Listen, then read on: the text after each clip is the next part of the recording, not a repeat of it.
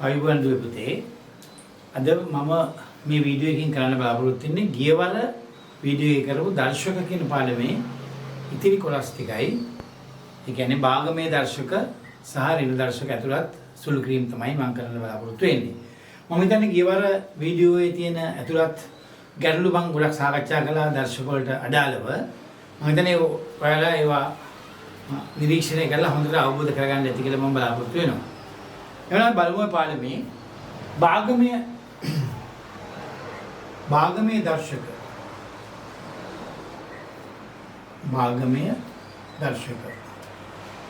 කියන කොටස තමයි මේක තියෙන්නේ. මේක සහ තවත් උදාහරණ කිහිපයක් තියෙනවා සමීකරණත් එක්ක මේකට ඇතුළත් වෙනවා. භාගමය දර්ශකයක් කියලා කියන්නේ දැන් දර්ශකයක් කියලා කියන්නේ x වර්ගය. අපි දන්නේ දේවල්. නැත්තම් x වල m බලය. මේ පූර්ණ සංඛ්‍යාවේ දර්ශක. ඒ භාගමය දර්ශකයක් කියලා කියන්නේ x වල භාග්‍ය බලය. නැත්නම් y වල 3/2 බලය.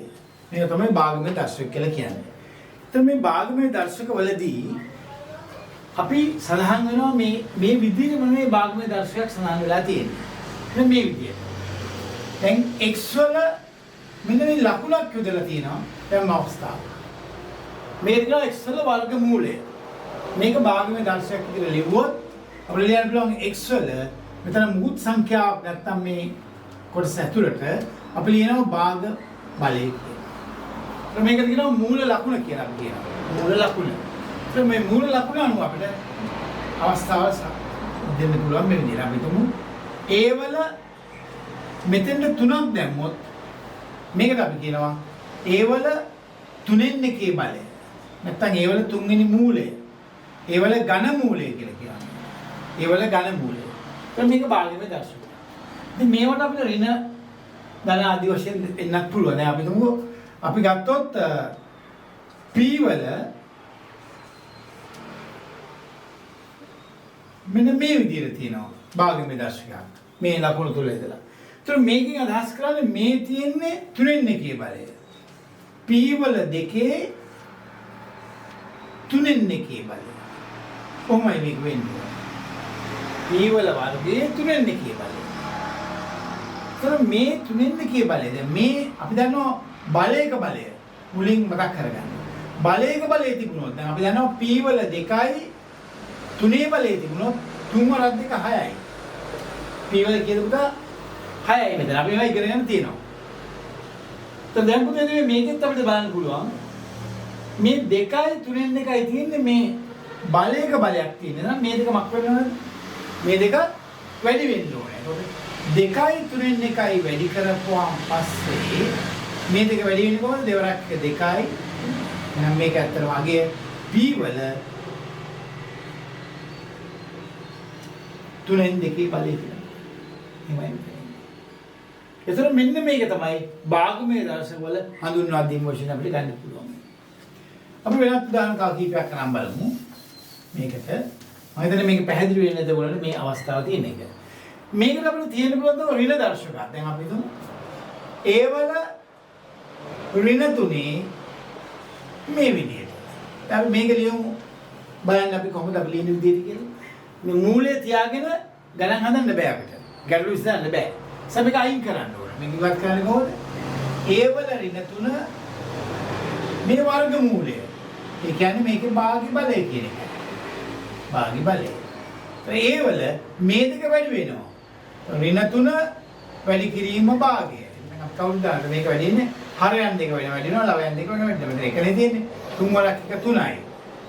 දෙවරක් 2යි. ඒතකොට මේක බලය ඍණ 2කින් 3 බලය. අපිට ඔබ ඍණ 2කින් 3 බලය අපිට ධන දර්ශක සහිතව පත් කරන්න ඕන නම් අපි දන්නවා මම කියලා දෙලා තියෙනවා ඉස්සර පාඩමේදී. මේකදී ඍණ දර්ශකය යන පරස්පරය ගන්නවා එකයට a වල 2කින් 3 බලය කියලා අපිට ලියන්න.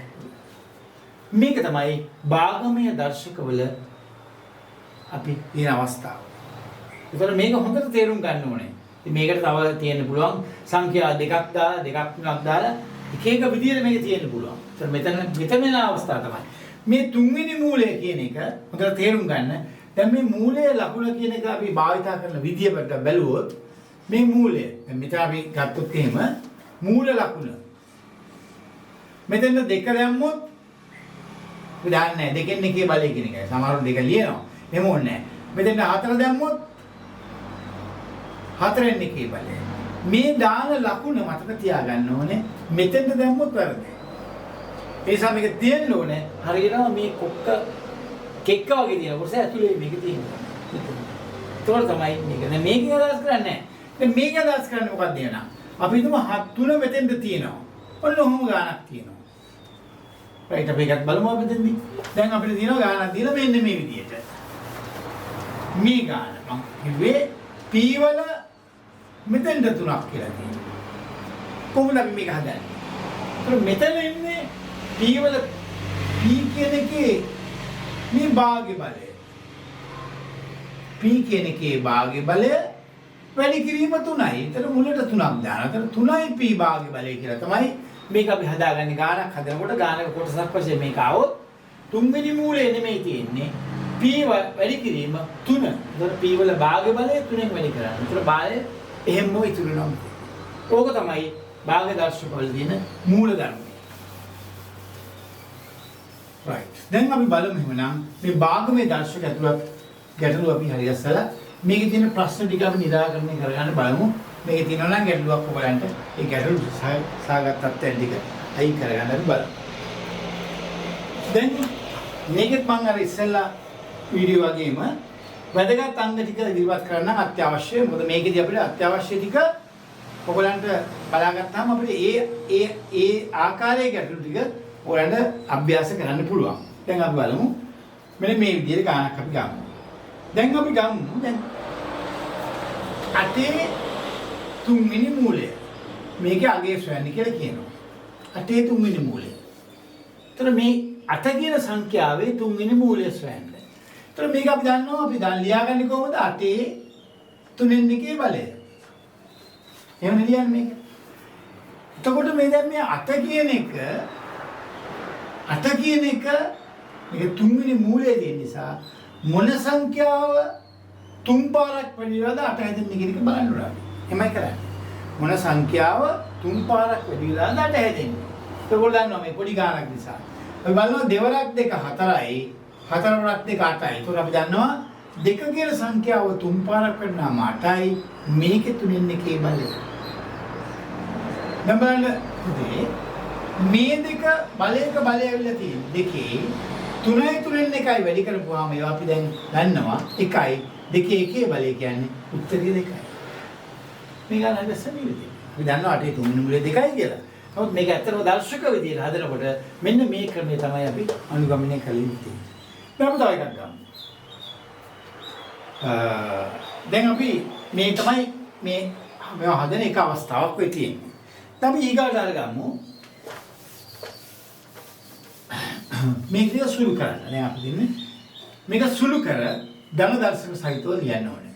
හරියට සුළු කර ධන දර්ශක සහිතව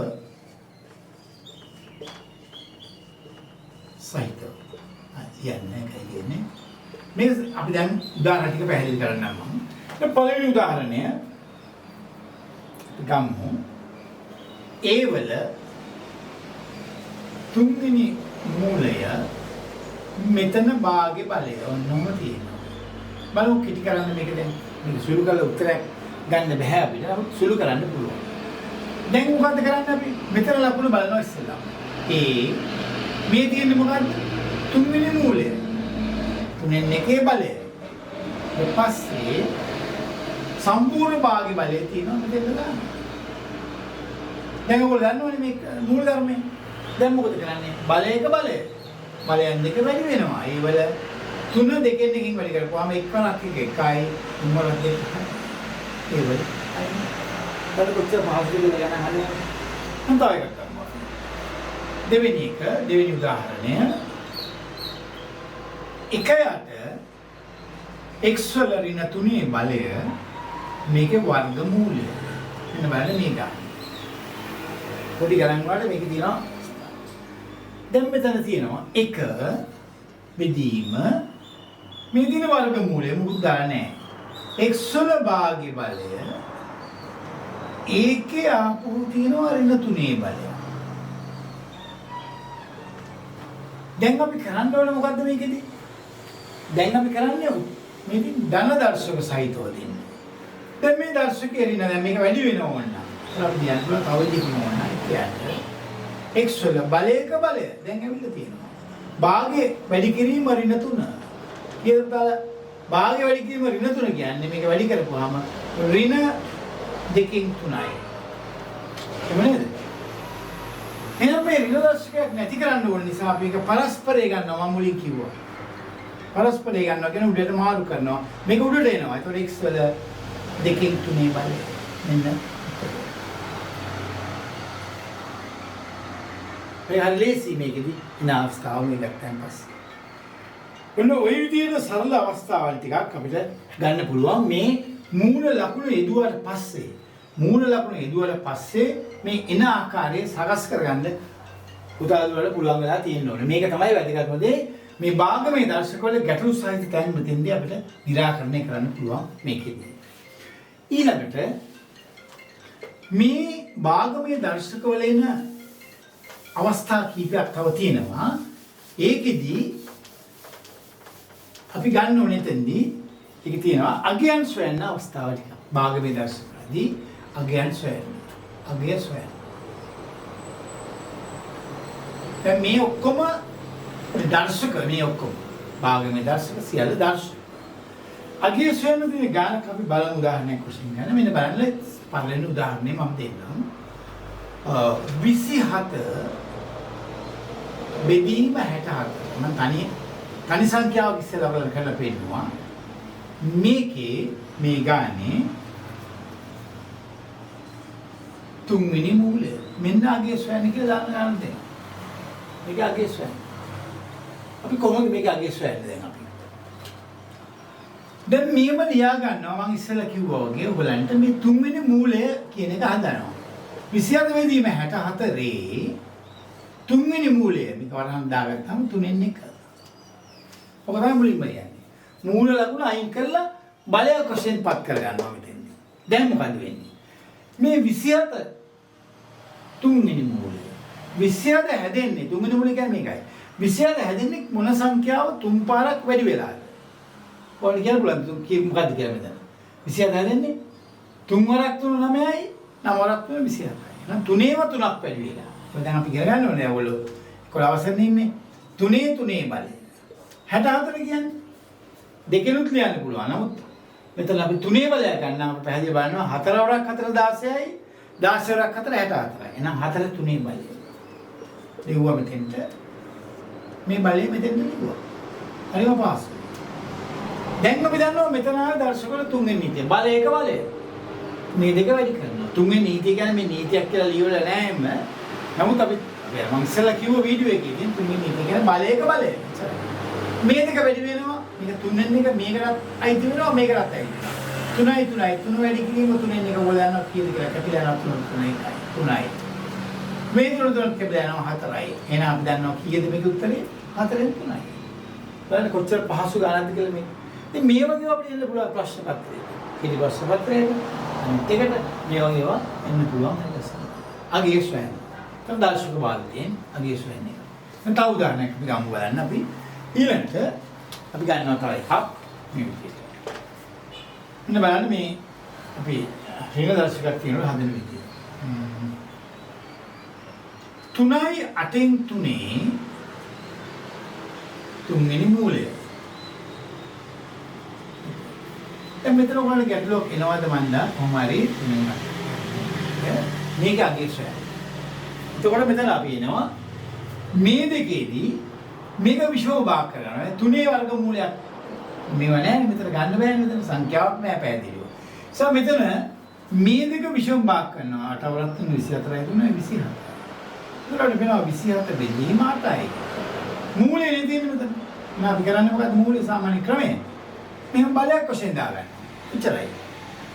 දැන් බලන්න එහෙමනම් මේ ගාන වගේම 27 හැදෙන්නේ මොන ඉලක්කම තුන් පාරක් වැඩි වෙලා.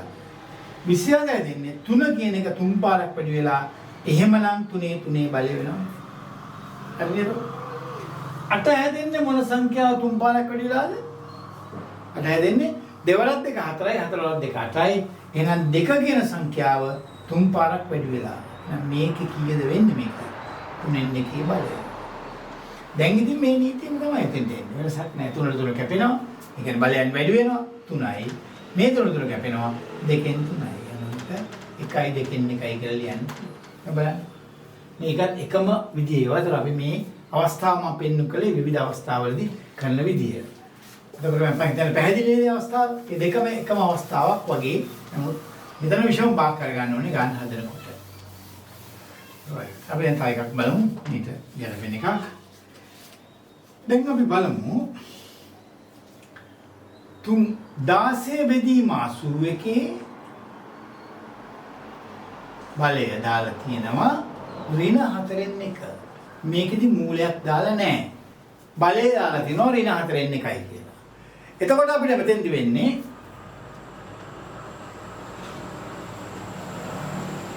කොහොමද හරි ගස්සන්නේ දැන්? මූලය නැහැ මෙතන. මූලය නැහැ. 16 මොන සංඛ්‍යාවේ 4 බලයේද? දැන් ඒ තංගල වල බලක් වෙන්න ඕන කොහොමද කරන්නේ කියලා. 4ක් 4 16 නෑ.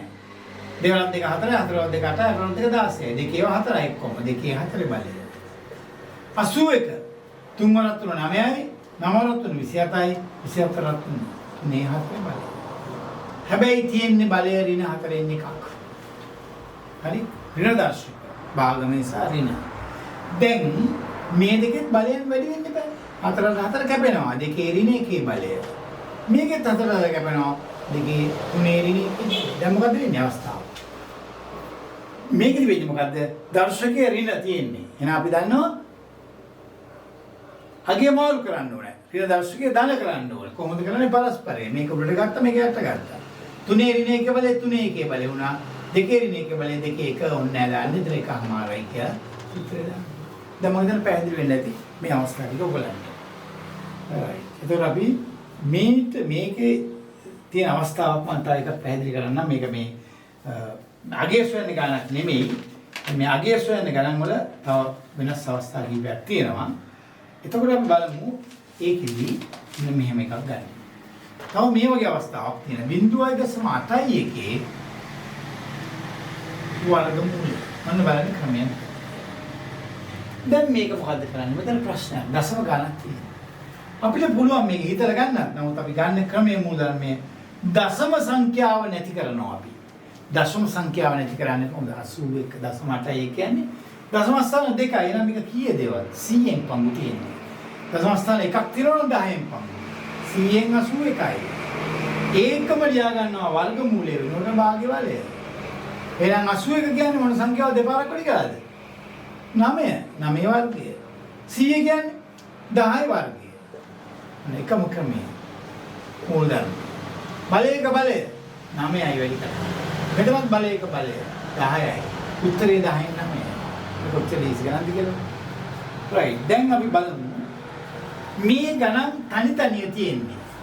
මේක පොඩ සංකීර්ණ ගණනක් අපි යමු. දැන් ඔය තනි ගණන් ටික හදන්න පුළුවන් නම් මේ සංකීර්ණ අවස්ථාව ඕලන්ට කරන්න බැරි වෙන එකක් නෑ. හරිම ලේසියෙන් කරන්න පුළුවන්. අපි බලමු කොහොමද කරන්න කියලා මේක. දැන් බලන්න නන්දර තේරුම් ගන්න 4 බෙදීම 25. ඔයගොල්ලන්ගේ අභ්‍යාස පොතේ මේ જાති ගණන් තියෙනවා. මේකේ භාග්‍ය බලය වැඩි කිරීම 4න් 3 ඍණ එකේ බලය වැඩි කිරීම 2 බිංදුවේ බලය. දැන් පුතාලා මම හිතන්නේ මේ ගාන පැහැදිලි ඇති. දැන් මේ අපි ඉස්සෙල්ලා ගණන් කරානේ ගොඩක් අපි. ඒ ගණන් කරපු කොටස් වල මේක අතර සම්බන්ධය මොකක්ද? ඔයගොල්ලෝ තියෙනවා. දැන් අපි කලේ ඉස්සෙල්ලා මේ තනි ගණන් මේවා කලේ වෙනම. මේක වෙනම හැදුවා මේක වෙනම හැදුවා මේක. ඉතින් ඒක මොකද්ද මේක මෙතනින් එහෙම හදනවා මේකත් එහෙම හදනවා මේකත් එහෙම හදනවා පස්සේ ලියනවා. අර මුලින් ඉස්සෙල්ලා තියෙන්නේ මෙතන. දැන් බලන්න මෙතන භාග්‍ය බලය. දැන් මේක ලියා ගන්නවා දෙකේ බලයක්. 4 කියන්නේ මොන සංඛ්‍යාවේ දෙකේ බලය? මේ දක්වා ලියන්න පුළුවන්ද කියලා බලනවා අපි. 4 කියන්නේ දෙකේ බලය. 25 කියන්නේ 5 දෙක ලියන්න පුළුවන් ලේසියෙන්. භාග්‍ය බලය. මෙතන ඍණ එකේ බලය තියෙන්නේ. ප්‍රශ්නේ මොකක්ද දැන්? ඍණ දර්ශකයේ ධන දර්ශකයට පත් කරන්න ඕනේ. එහෙම කියද්දී හදන්න බෑ. ඒගොල්ලෝ එක සැරේ ගැලුවොත් මේක දැන් මෙතෙන්දි කොහොමද කරන්නේ කියලා. එහෙමනම් මේ ක්‍රම දෙකකට කරන්න පුළුවන්. එකක් තමයි මේ බලයක බලය දානවා මෙතන 3 ඍණ 1 බලය 4 ඍණ 1 බලය. එහෙම දාන්නත් පුළුවන්. 2 බිඳුවේ බලය. මොකද්ද ප්‍රශ්නේ තියෙන්නේ මෙතන? 2 බිඳුවේ බලය. දැන් ඕනෑම සංඛ්‍යාවක බිඳුවේ බලය වටිනාකම කීයක් වෙනවද? ඔයගොල්ලෝ දන්නේ නැති ඕනෑම සංඛ්‍යාවක බිඳුවේ බලයේ වටිනාකම එකක් වෙනවා. ඒකට 2 බිඳුවේ බලය කියන්නේ 1යි. එච්චරයි. දැන් මෙතන සුළු කරමු. බලයක බලය 2කට 2 කැපෙනවා 2යි 5යි. විරදර්ශකයේ ධන කරනවා උඩට මාරු කරනවා. 4 උඩට එනවා 3ක් යට යනවා. එක මෙහෙම ලියනවා. දැන් අපිට ලියන්න පුළුවන්. උඩයට කුඩා වෙන්නේ නැහැ. නිසා අපි ගන්නවා 4 වරක් 2 8යි 5 වරක් 3 15යි 15 8යි. බලන්න. එන්නේ මේක දැන් ඔයගොල්ලෝ බලන්න මේක හැල වෙනම හදන් යනවා. මේක හැල වෙනම හදන් යනවා. ඉතින් දෙක වැඩි කරනවා පස්සේ. බලන්න උත්තරේ 15 8යි. දැන් මම හිතන්නේ පැහැදිලි වෙන්නේ නැති මේ භාගමේ දර්ශකවල ගැටලු ටික ඔයගොල්ලන්ට හොඳටම right මම මේක තව ටිකක් පොඩ්ඩක් පැහැදිලි වෙන්න නිසා තව එකම එක ගානක් කරලා මේකෙන් අපි තවස්සේ අනිත් එක තමයි මෙන්න මේක. බලන්න මේක. මේ ගානක් හදන්න පුළුවන් නම් මේකේ තියෙන ඕන එකක් හදන්න පුළුවන් වෙනවා. ඒ නිසා හොඳට ගන්න ඍණ භාගයේ බලය ඔක්කොම තියෙනවා මේකෙදි. වැඩි කිරීම 6යි 4න් 1.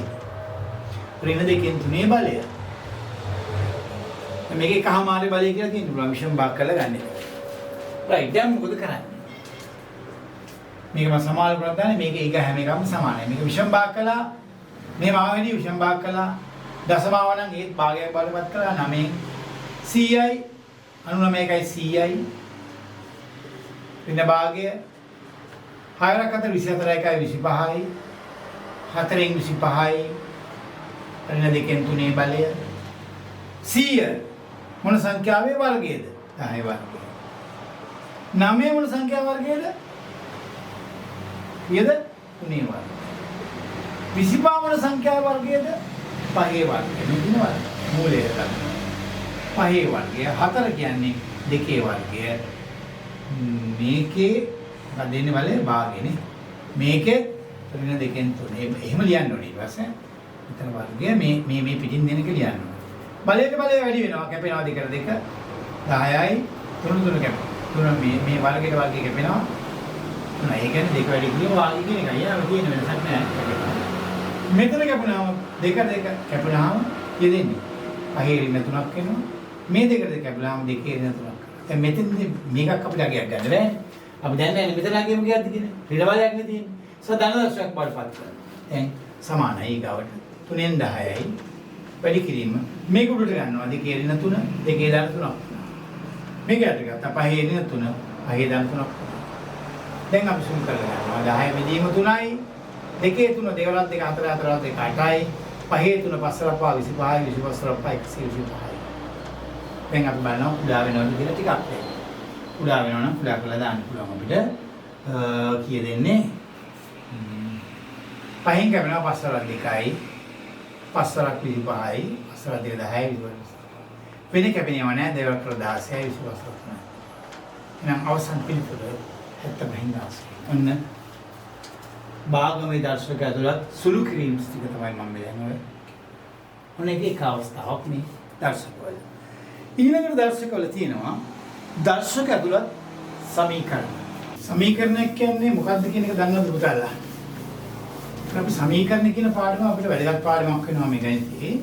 සමීකරණ කියන්නේ මොකක්ද? සමීකරණ කියන්නේ විචල්්‍ය පදයක් සහිතව තියෙන එක. දැන් අපි උදාහරණයක් වශයෙන් ගත්තොත් බීජීය ප්‍රකාශනයක් තියෙනවා යම් දෙයකට සමාන වෙනවා. ඒක 8යි. මේක සමීකරණයක්. සමාලවුවක් තියෙනවා සමීකරණ. මේ විදිහේ ගැටලු දැන් මම සුළු උදාහරණයක් කිව්වේ මෙතනදී. දැන් අපි මේ තියෙන බීජීය ප්‍රකාශනය ඇතුළත් බීජීය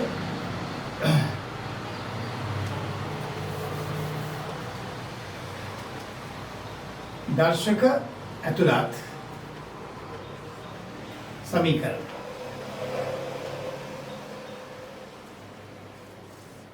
දර්ශක ඇතුළත් සමීකරණ. ඒතකොට අපි දැන් බලමු මේ විදිහට 2 x බලය සමානයි 8යි. මේ තියෙන්නේ දර්ශක ඇතුළත් සමීකරණයක්. මේක x සමී බලයක් තියෙනවා. ඒතර මේක x වල අගේ හොයන්නේ කොහොමද? දැන් අපි 2යි x සමානයි 8යි නම් අපි දන්නවනේ කරන විදිහ. දෙපැත්තම දෙකෙන් බෙදුවා x සමානයි 4යි. ඉතින් මේ වගේ සමීකරණයක්. දැන් මේ දර්ශකවලදී කරන්නේ සමීකරණයක් ආවම දර්ශකයේ සමාන ලකුණෙන් දෙපැත්තේ තියෙන දර්ශකයන් සමාන කරන අවස්ථාවල් තියෙනවා.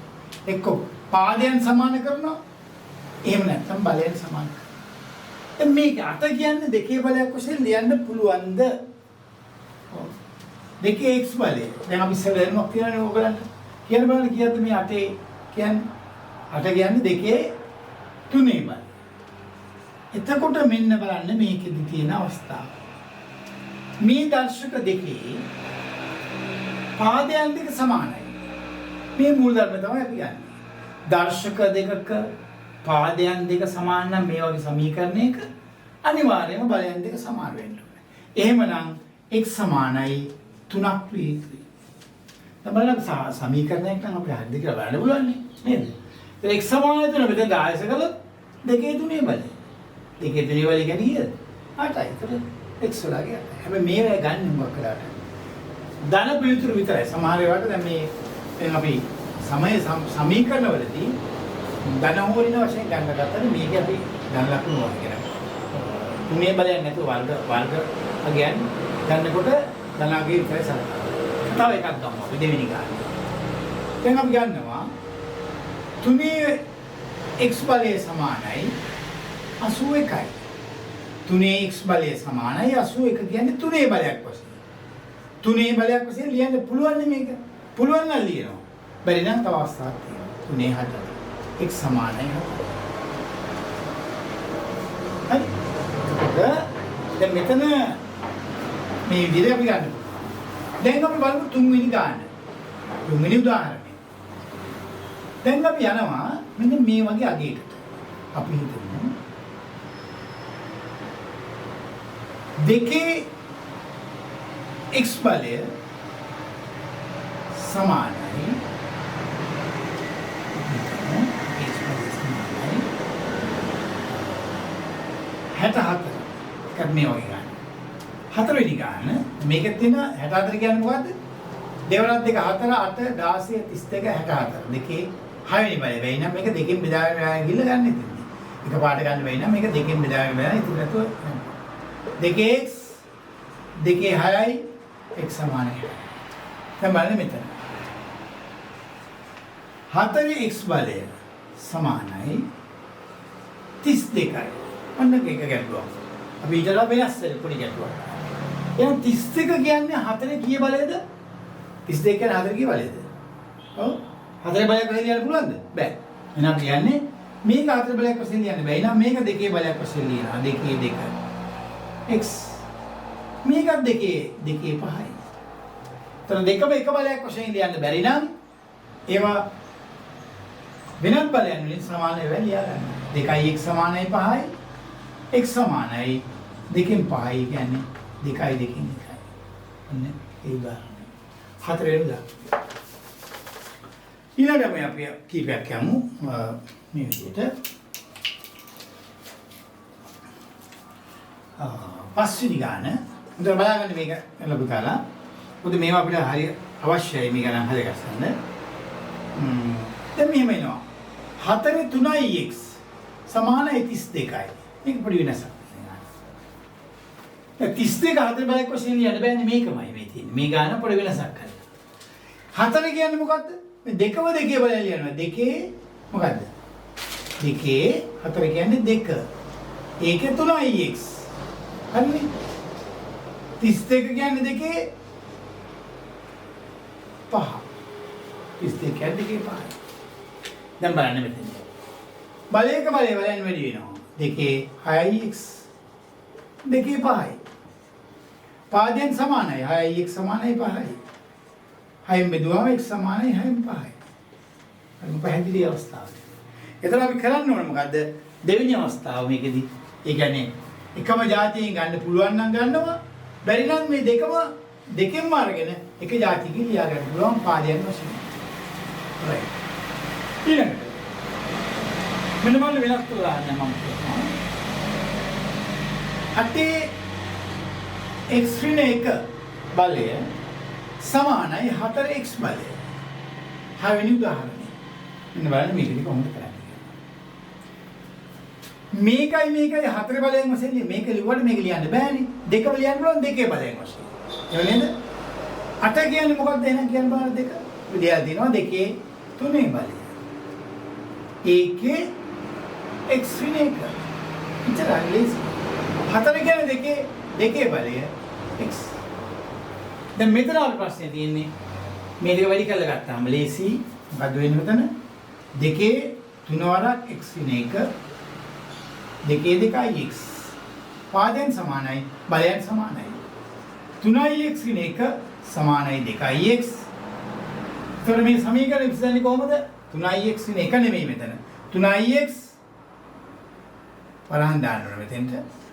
මේ වරහන් ඉවත් කළා. 3යි x ඍණ 3 සමානයි 2යි x. x එක පැත්තට ගන්නවා සමීකරණ විසඳීමේදී 3යි x ඍණ 2යි x සමානයි ඍණ 3 මෙහාට ගත්තාම දැන් 3ක් වෙනවා. මේකෙන් අඩුවාම x එකක් එනවා. x සමානයි 3යි. මෙන්න මේ අවස්ථාව. හයි දසන විදිය. මේක පියවරවල අඩු වැඩි කරන්න පුළුවන් වුණා. මම ඔයාලට පැහැදිලි වෙන්න තමයි පියවරවල වැඩිින් ගත්තේ. මේකදී අපිට විභාග වලට ලකුණු දෙනකොට මේ පියවරවල තමයි ලකුණු දෙන්නේ මේකට. ලකුණු අපි දුන්නු 3ක් දුන්නොත් මෙතෙන්දි මේකට දෙනවා. ඊගාට මේ වගේ අවස්ථාවල මේකට උත්තර දෙනවා. එමය දෙන්නේ මේ ලකුණු දෙනකොට. ඒ නිසා මේක අපි භාවිතා කරන්න ඕනේ. එකපාරට මේකෙන් අපිට ගන්න පුළුවන් යම් කිසි මේකයි කියන්න පුළුවන්. ඊළඟ උත්තරේ ගන්න පුළුවන්. 7 වෙනි ගාන. එතකොට මේ ගානේදී අපි ගන්නවා මෙන්න බලන්න තව එකක්. 2x 2x වැඩි කිරීම 8x සමානයි 256. මෙතනදී ගානේ ඊටලා වෙනස් ඊට වඩා. දැන් මේක 2 බලය මේක 2 මේක 8 මේක 200. අපි දන්නවා මේවා දෙකේ ගුණාකාර නිසා අපි ඉස්සෙල්ලා උත්සාහ කරලා බලන්න ඕනේ. දෙකේ බලයන් ලියන්න අලුම් බලයෙන් 2x ලියන්න පුළුවන්. 8 කියන්නේ දෙකේ කීයද? දෙකේ 3 3ix 256 කියන්නේ දෙකේ කීයද? දෙකේ දෙවරක් 2 4 8 16 32 64 128 256. 256 කියන්නේ දෙකේ 8 වෙනි බලය. දෙකේ 6 කියන්නේ දෙකේ 5 32යි දෙකේ 6 64යි දෙකේ 7 128යි දෙකේ 8 256. එතන මේ බල දෙක එකතු වෙනවා දෙකේ බලයන්. මෙතින් සජාතිය සමාන පාදයන්. දෙකේ x 3යි x කියන්නේ 4යි x එකතු වෙනවා. දෙකේ 8යි පාදයන් සමානයි. 4යි x සමානයි 8යි x සමානයි 8 4ෙන් බෙදුවාම උත්තරේ 2යි. මොන වань පාදයන් සමාන වූ විට බලයන් සමාන කියන අවස්ථාවෙන් තමයි මේ ගාන අපි හරි ගස්සලා තියෙන්නේ. පාදයන් සමාන වූ විට බලයන් සමානයි. එතකොට සමාන අවස්ථාවල අපිට තියෙනවා බලයන් සමාන විට පාදයන් සමාන අවස්ථාවත් අපිට එන්න පුළුවන්. බලයන් සමාන නිසා පාදයන් සමානයි. අපි තුන් මේ විදිහට 8 වෙනි ගාන. දැන් මෙහෙම ගානක් දෙනවා. මෙහෙම ගානක් දෙනවා 8 වෙනි ගාන. 8 වෙනි ගානේ අපි ගන්නවා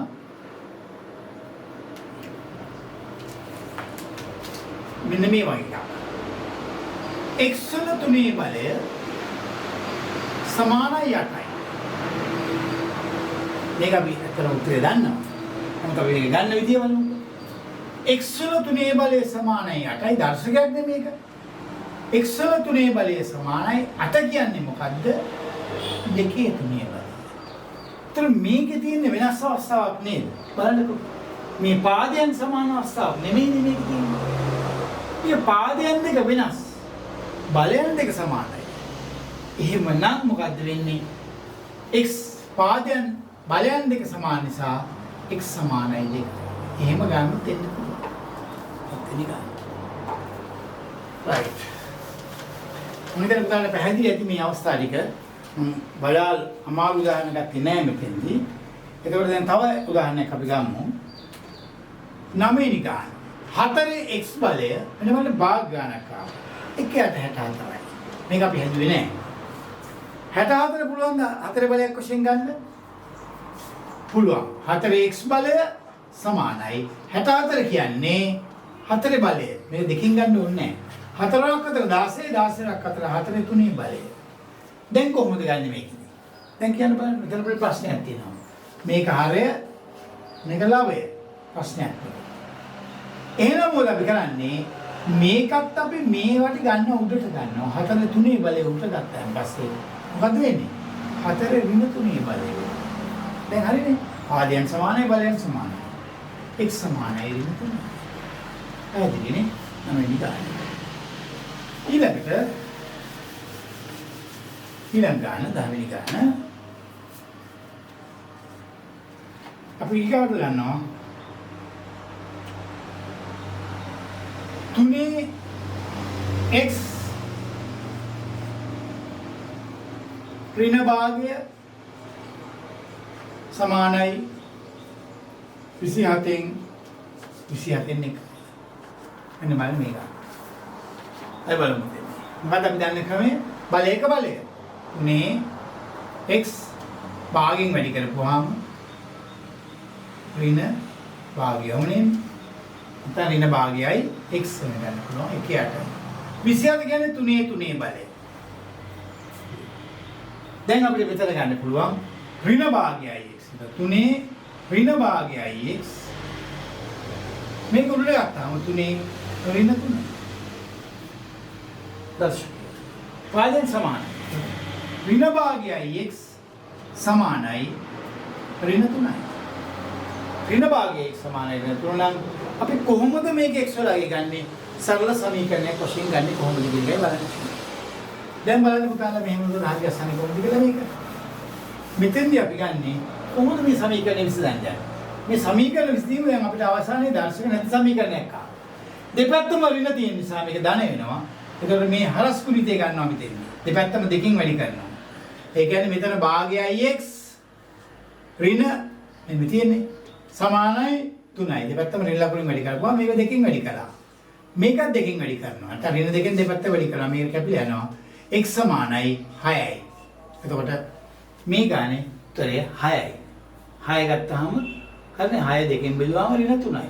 ඍණ 3 ඍණ 3 බලය එකයට ගත්තාම ඔන්න මෙතන ගන්න අවස්ථාවේ හොඳට තේරුම් ගන්න දර්ශකණීතිය ඍණ දර්ශකයේ උඩ ගත්තා එකට තියෙන්න ඕනේ දෙකම ලාභය වශයෙන් එක්ක හරය වශයෙන් තියෙන්න ගන්න. ඒක එකක් වෙන්න. එතකොට අපි දැන් ඊගාට අයිත ගණන්